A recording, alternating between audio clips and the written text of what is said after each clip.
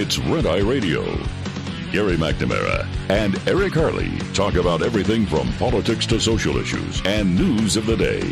Whether you're up late or you're just starting your day, welcome to the show. From the Uniden America Studios, this is Red Eye Radio. All across America and around the planet, we're Red Eye Radio, 866-90-RED-EYE. All right, just a couple of things here. Yeah. The stories. You see this one? Jerome Powell faces the lowest public confidence for a Fed chairman on record, Gallup says. On record? On record, yes. Wow. Public confidence in Jerome Powell's leadership for the Federal Reserve has dropped, according to a new survey. It's now at or below his predecessors as the central bank wages its war on inflation. Gallup polls showed 36% of U.S. adults say they have a great deal or a fair amount of confidence that the Federal Reserve chairman would do or recommend the right thing for the country. That's lower than Janet Yellen's 37% during her first year leading the Fed in 2014. So, well, yeah. Look, my question would be, because you have to qualify all of those respondents, right, as with every poll, in our opinion. But I would love to sit down and talk to him. What do you of those that give him confidence or have confidence in him? Nobody's giving him confidence, apparently. For those that have confidence in him, that 36%, my question number one would be, why? And, what is it you're expecting him to do? What do you think he should do? Because it's everything from, look, we need to be at 9% interest rates and really conquer inflation, to, and that's a little hyperbole there, to Elizabeth Warren, we need to get the interest rates back down to zero. Well, when I went, it wasn't that I was not interested in the story. My simple analysis, simpleton analysis on this was simply, well, everybody loved him. Their approval rating was like at 58, 59%, just a month after the onset of the COVID-19 lockdowns. His confidence was at 58%, the biggest approval of any chairman since Alan Greenspan in 2024. What we were doing at the time, the Fed was doing everything that was absolutely irresponsible, keeping interest rates low, buying our own debt by printing money. So the public loved him when he was doing what actually got us here. Yeah. So when they should have been more disapproving of him, they were approving of him. That was my comment of going, that it really doesn't mean anything because the public is clueless. A significant portion of the public is clueless. Yeah, I guess I started far too advanced in the chain of events. But you're right; it goes back to, all right, what got us here to begin with? Yeah. And why didn't people care? Look, we know Wall Street and why they don't care. Very simple. Hey, you get us down to zero interest rates, man, and people, free money. We can borrow money. Boom, boom, boom, boom, boom. It's, the good times are here. But that can't last. Well, you and I probably were the only two that I heard saying that back then. These interest rates won't stay low. And our friend Richard. Yes. Richard of permatory. Yes. Instead of transitory. Exactly. Yeah, Richard Rosso. Yes. Yes. Down in Houston. Yeah. For our friends down in Houston, you know him well. And, for those who are, were actually concerned about it. Because, some will tell you that we overthink things. I know people in my personal life will say that about me. Well, you overthink. No, you actually, on things like this, you need to think it all the way through because inevitably this is going to happen. And if you've been around long enough, if you're old, then you understand historically. You understand historically how it goes. And, That's one thing we don't learn from. Look, we don't learn from the recession of 2009. We don't learn from what got us there. We don't learn from all this stuff. We're at the point now with the whole Fannie and Freddie loan origination fees and everything else. If you've got great credit and you've been working hard to maintain that great credit or repair your bad credit, and then now you've got great credit, you're going to pay for somebody who has lower credit. And, those are the things that, and you're going to pay more directly. It's not like a hidden fee. It's direct, and it's actual policy written that way and has been in effect since the first of this month. I mean, we don't learn from these things. We repeat these things over and over again, and that is the definition of insanity. The public was completely behind all the incredible spending for COVID. Yeah, right. Now they're not. Right. Well, that stunk. Right. Because I got money, but inflation has hurt me a lot more. Well, you should have understood the consequences that were coming down. The Obama economist even warned you what was going to happen on this. So, again, the polling like I said, when I saw the polling on the Fed share, I went, oh, so when it was all easy money, when they were actually doing the wrong that helped to create the situation that we have today. Yeah. By artificially manipulating the dollar to keep interest rates extremely low so we could print money to buy our own debt, so we could keep spending more, which helped to create the inflation. 58% of Americans, what a great job the Fed is doing. Yeah. Right. What a great job. Well, now the consequences. They suck. Yeah. Well, no, that's it. The pain, then it's, sorry, we don't like the pain.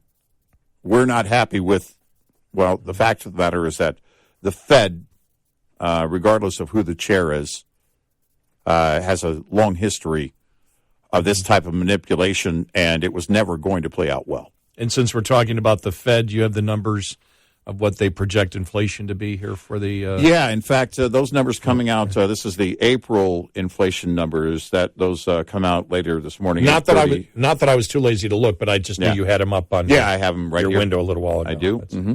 And it's it's the last hour. I'm too lazy to look. We'll head over to the inflation numbers desk with Eric. Good morning, Eric. Good morning, Gary. I had those numbers for you.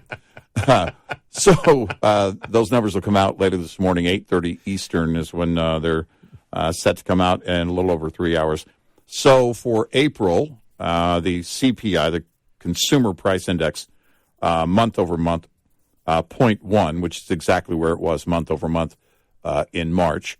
Core CPI, month over month for April, 0.4, exactly where it was.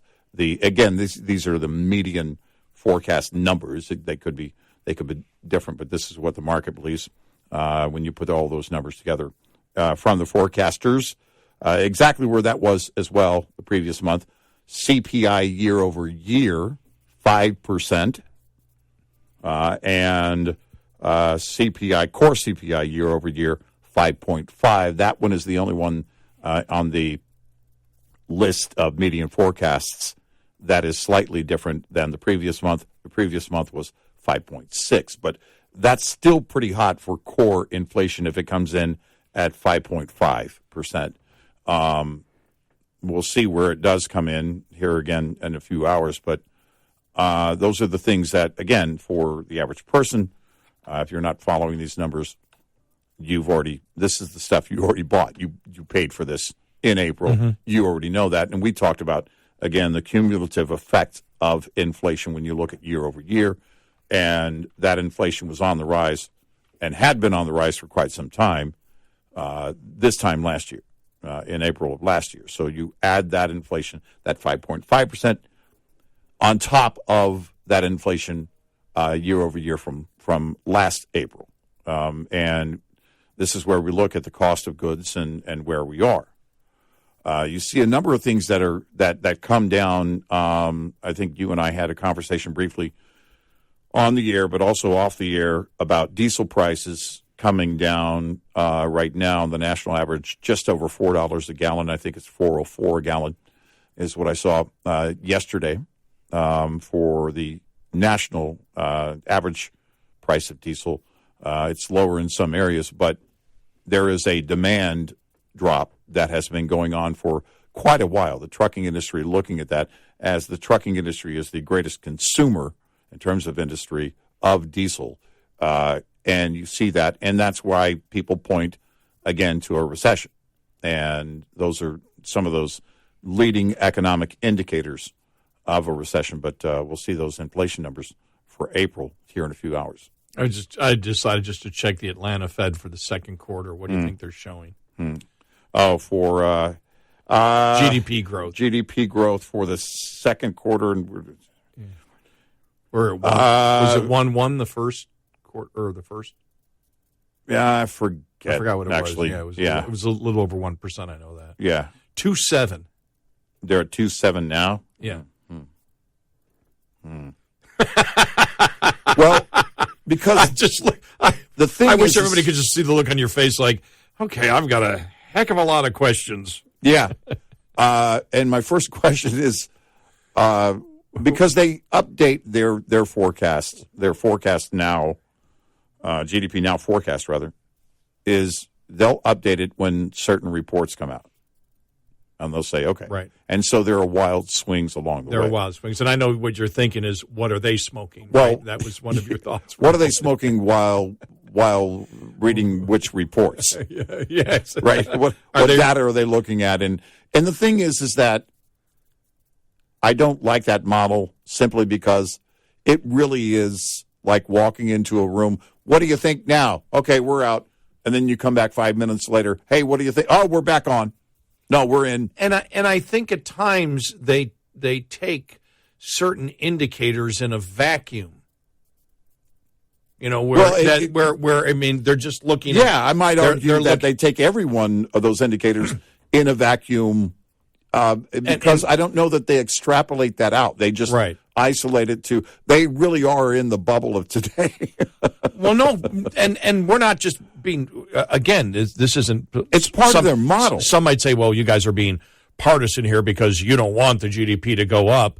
No, we've looked at their wide swings and we've seen them go 1.5 points in 2 weeks. Right. Yeah, and it's like, well, wait a minute, you can't do that. I mean, you have to be taking. I may be wrong on this, but everything tells me that you cannot be looking, because you can see the other numbers, the other projections are much lower. It's like, well, they're taking into account all the different variables, and it's almost as if they're just looking at this new report came out, so we're going to give it much more credibility than it deserves and forget other indicators over here, because you just should not have that kind of wild swing. I can't wrap my head around a business, not a business model, but a forecast model from the Atlanta Fed. Keep in mind, it's from the Atlanta Fed that has such wild swings and seems to live in the bubble of today. I understand that you update it based on learning new things. Right. Yeah. But my question would be, well, then why go to the extent of the forecast? Because the forecast is nothing. It's like it would be like with weather. Listen, we don't expect any rain today, and then during the break, the weather guy goes outside and it's raining. Hey, listen, we're expecting rain today, and it just doesn't. They will tell you when you go to their website. They will tell you, look, it's not really like a forecast. Well, then don't call it. You know what I mean? I mean, because it's not a running daily poll. Right. My question would be, then what is the purpose? Go back to planes, trains, and automobiles. Yeah. Have a point. 866-90-RED-EYE. This week, USDA begins its usual seasonal reporting on the condition of the nation's pastures and rangelands, and of course, after a couple of years of drought, we're still seeing some impacts as we start the season. USDA meteorologist Brad Rippey's first look at pasture conditions shows 37% of the country reporting very poor to poor pasture and rangeland conditions. Now, that may seem like a high percentage of low-quality pastures and rangelands, and it is, but 37% compared to this time 1 year ago? That's a 15 percentage point improvement. And looking at the percent of grazing lands rated in good to excellent shape this week. 33% is the national number. That is up 11 percentage points from last year's 22% at this time. So we're starting the season in better shape overall, but many of the plain states still in bad shape, led by Nebraska with 68% of pastures and rangelands rated poor to very poor there. Gary Crawford for the U.S. Department of Agriculture. This report is made possible by Cenex Roadmaster XL Premium Diesel and Citgo Lubricants. Lines open for your calls. 866-90-RED-EYE on Red Eye Radio.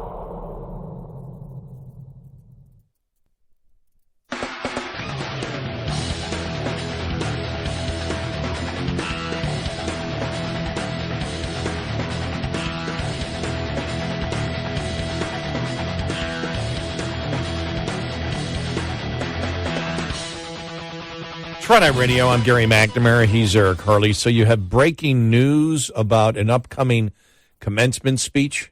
Yeah. Vice President Kamala Harris will deliver the commencement speech at the West Point Military Academy this month, the first woman to do so. The topic will be unnecessary redundancy. Yes. How to eliminate unnecessary redundancy in the military. This moment in time, we must remember this moment and be unbound by this moment or any other moment of moments. Let this be the moment of moment as we make room in our lives for more moments. And in just a moment, I was going to say I can't wait to hear it, but I can. I can wait forever to hear that. I can see whoever writes the speech. Oh, man. You must not get off the teleprompter. Don't vary from the script at all. Don't vary from the script at all. And try not to laugh, please.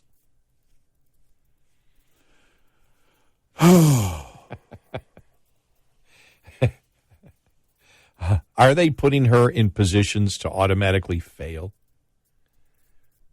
Are they putting her in positions where she will be an embarrassment, or are they trying to give her a much higher profile? One thing that we find very interesting about this administration as a whole, there seems to be no self-awareness that it doesn't do any good to appear and then not take any questions for the president, or take one question and answer it from a distance, and then when the follow-up comes, turn around and walk away. Yeah. For some reason, they continue to do that, believing that it's a good thing. The same with having her out there. When you have her out there, the chance of word salad is extremely high. Because the commencement speech goes on for a bit. Yes. And so I'm amazed. You know, one of the things, the narrative again today, it's a lot of times it is, but we went after both the left and right today, is when you seem to have no self-awareness. Yeah, right. And there seems to be no self-awareness in this administration. What doesn't work? Right. Putting Karine Jean-Pierre out there, I'd cut her time in half. Yeah. But they believe that putting her out there every day somehow helps sell the message when it does the exact opposite. Yep.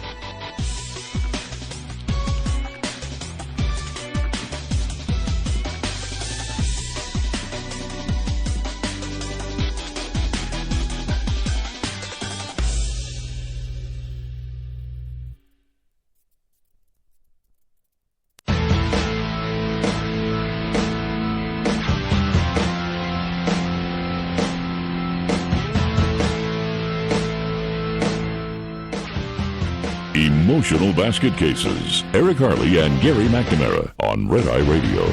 No, we're not. That was hurtful. I cried. Does he know he's causing pain? He triggered me. I'm triggered. All right. Here we go. Audio after the first meeting on raising the debt limit yesterday between Biden and Kevin McCarthy. Here's the president. I might note parenthetically, in my first 2 years, I reduced the debt by $1.7 trillion. Okay, if we all know that is not true. Maybe he was referring to family debt. Yeah.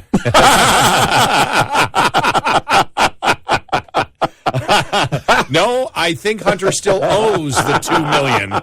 It wasn't a grant; it was a loan, so it has been increased by $2 million. Here's Speaker Kevin McCarthy, who was taking questions. What are the odds of default now after this meeting, and what happens next? Well, the House made sure we wouldn't have default because we raised the debt limit. Now, the Senate hasn't done anything. Well, the Senate hasn't done anything. That would come down really to Chuck Schumer and the president. The House made sure we wouldn't default. We are ones who raised the debt limit. We've sent it to the Senate. We've sat with the president. I've tried to. For 97 days, he has said no. I think the only reason we are actually here today is because we passed something. But I hope you only got about 2 more weeks to try to get this done. And they will meet again on Friday to discuss it. I did see where the question was asked to him about the president and talking about the cuts, to veterans' benefits, which McCarthy has said a few times. That's a lie. Quit saying it. And Karine Jean-Pierre said it yesterday again. And apparently he said that he told the president that was a lie, and then asked to be more specific. He said, yeah, I told him it was a lie, but I did not say he's a liar. Yeah. Eric, what you are telling me right now is a lie. Does that make me a liar? No, I can't I say. didn't say that. I can't say what that makes you. I don't. Now, the interesting thing when you actually delve into it, well, one of the interesting things, there's a ton of things, but when McCarthy's talking about the fact that the Senate did nothing, and you think about it, why did the Senate do nothing? Why wouldn't the Senate do anything? Why wouldn't they just sit there and say, okay, let's participate in this process? Well, because in order to do so, in order to get something passed, they would have had to agree with the president and just put out a clean bill. We raise the debt limit, and nothing is attached to it. Well, the problem is I don't believe they have the votes. That's why they didn't do it. They didn't do it because the American public thinks different than Democrats. The latest tip poll, even Democrats want budget cuts.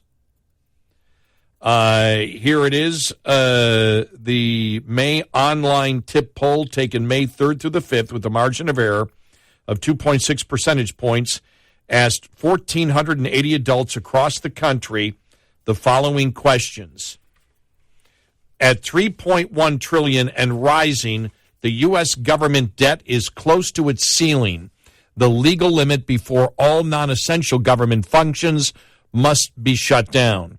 Which of the following is the closest to your position in dealing with the problem? There were 3 multiple choice answers.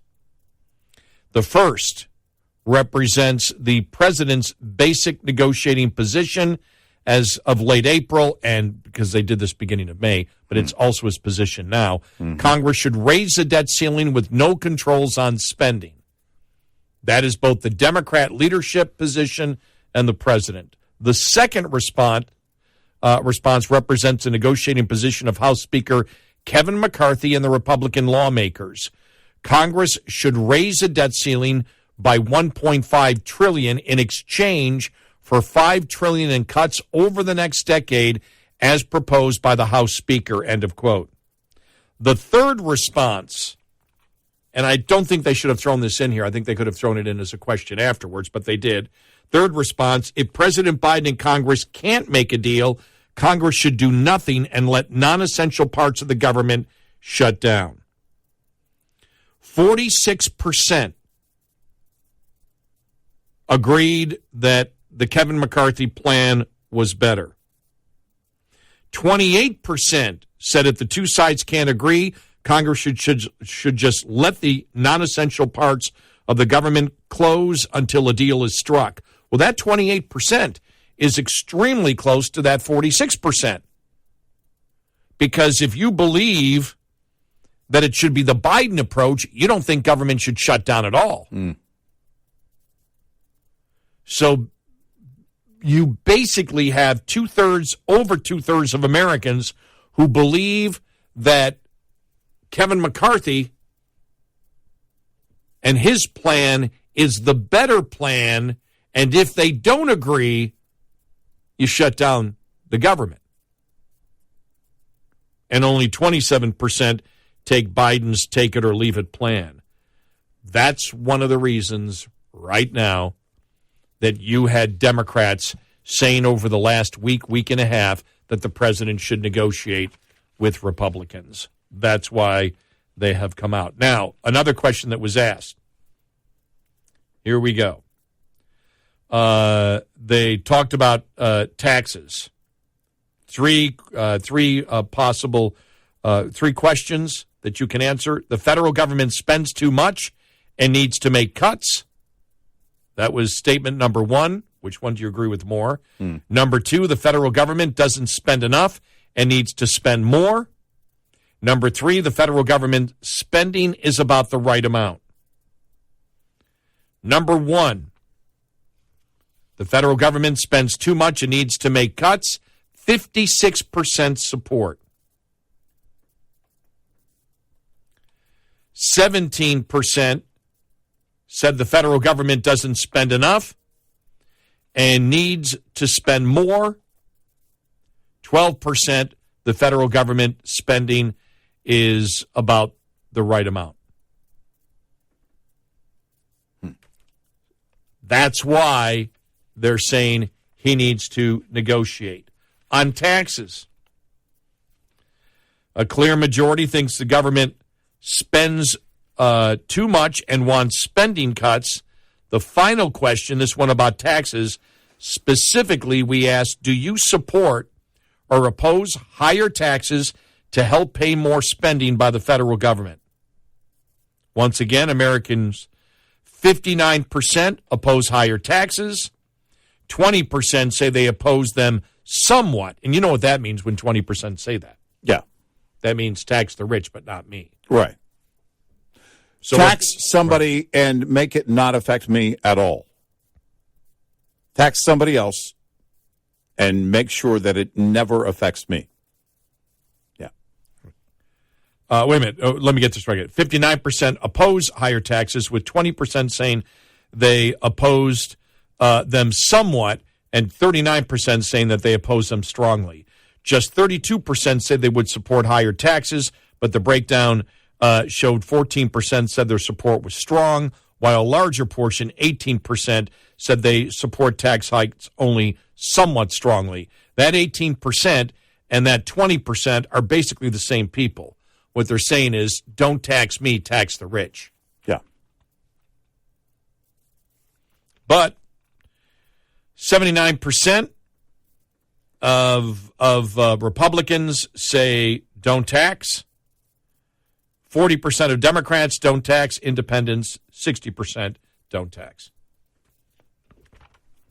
So there you go. Yeah. That is why you've had Democrats peeling off from the president's position, because the public is saying no. And the only reason the public is saying no now is because finally, really for the first time in American history, when you think about it, our debt is so great and we have spent so much. And I guess maybe not, because you could look at the 70s and say the same thing really happened. But our debt is much greater now than it was back then. But what you have is that it's no longer, spending is no longer abstract. There is a correlation that people now understand. The reason we're having trouble right now is because we we're working a job and a half or 2 jobs. I'm working, my spouse is working, and we have to get both believe we have to get another part-time job, and we still can't make it. That may be a little bit of the difference between now and the 70s. The 70s, there was actually more unemployment. Yeah. You actually had more unemployment during that time that you have here. And what I've always thought is inflation is always worse than a recession, especially the inflation we've seen now. Because if you have a recession, and not that you didn't have inflation problems back then, but when you have a recession, you have most of the time, you still have 90% of the people who want a job that are working. And so they're doing okay. And odds are in a recession, you have lower inflation. Right. And so inflation is bad because, like right now, everybody who really wants a job has a job, but they still can't make it. That's why, and the Democrats, for example, can't wrap their heads around it, or maybe they can and just choose to ignore it, but they do it at their own peril, is they basically are out there saying the economy's great. People have jobs. You can have more than one job. Mm-hmm. Yeah, but you're having problems. Your own economy is bad because people don't judge the economy by necessarily the figures that are thrown out each and every month.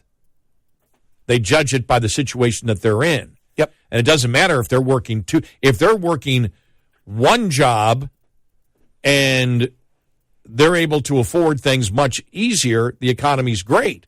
If they're working 2 jobs, it doesn't necessarily make the economy great. If they still can't make it, it makes the economy bad. Their economic situation is bad, and they look at it and say, what was the cause of this? Oh, inflation. Oh, the government caused it. Well, that's bad. We don't approve of it. The government is not handling the economy correctly. Duh. Yeah. Going through the pain changes the numbers. When you have, when you have a public more and more that will say, and we thought there was a learning, some kind of a point at which the American public had learned something really from the expanded child tax credit. And the survey that came out was, we can't keep this up. We can't keep adding. We can't keep spending like this and adding more to the debt. And then it wasn't, several months later, no, we want you to spend more. Yeah. and the difference is because people were drowning. Yeah. And that's the way it is and they still are. And they want help from anybody and everybody, and it's always big government is always the answer. I want to spend the money that from that is going to be repaid, if it's ever going to be repaid, by people that aren't born yet. And we talk about the ignorance, which is the lack of knowledge. Not stupid, but you're not stupid. But if you're ignorant, you have the lack of knowledge on it. That the vast majority of Republicans and Democrats believe you can balance the budget and solve all the problems by just getting rid of foreign aid and wasteful spending. Right. And you can't. No, that's a falsehood. That's a blip. That's a populist opinion that's held out there. Right. And it's not true. Right. It just isn't true. Right. Entitlements are going to overwhelm us. Yep. Why? Non-racist mathematics. There you go. This math, the effect of this math actually does give me feelings. Yeah, I know. Yeah. If you want to put feelings in math, let's talk about the national debt. 866-98 Red Eye. Get in touch with Red Eye Radio, toll free at 866-90 Red Eye.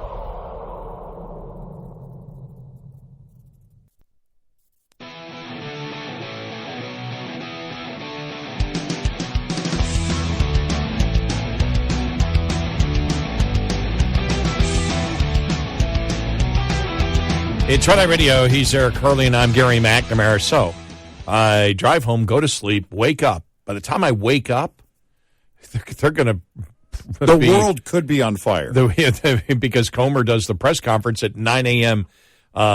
Eastern. That's 8 a.m. Central I won't even. It'll be going on, or it'll be ended by the time I get up at 9:30, 10 o'clock, and go straight to YouTube and find out, what this flow chart of LLCs of payments going from foreign governments to the Biden family looks like.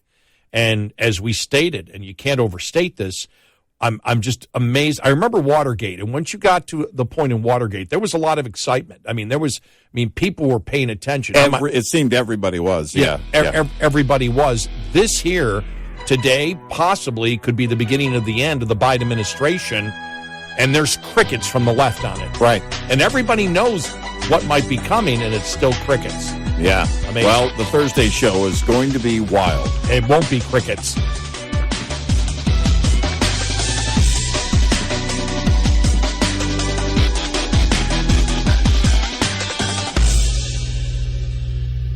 This is Red Eye Radio on Westwood One.